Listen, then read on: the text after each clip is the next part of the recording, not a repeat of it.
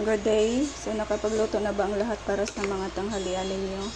Kung hindi pa, ito pinapasilip ko lang sa inyo ang aking obra ngayon. Ayan. So, saucy ang aking pork steak, mga idol.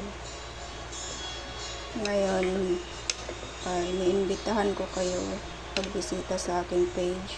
Kahit di kayo mag-follow, hindi ako makiusap na i-follow nyo ako kasi merong mga makulit na atat na mag-follow back ako.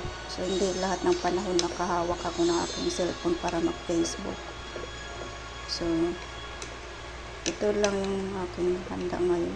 Kung gusto niyo ng mga ingredients and procedure nito, bisitahin nyo na lamang aking page. Nasa inyo na lang kung mag-follow kayo, hindi. Kasi ako risbacker po ako talaga. No? So, syempre may limit yung gamit ko ng cellphone, guys. Hindi pwede i-priority natin tong ating pagsiselfone kasi may mga trabaho tayo. Sinasahuran tayo ng ating mga employer para ayusin yung trabaho natin. Kaya wag makulit ha. Huwag niyo painitin ulo ko. Kaya na kayo dyan. Ayun lang. Hindi ko intention na gutumin kayo. Syempre oras na ng tanghalian kaya gutom na talaga kayo din. Thank you for watching.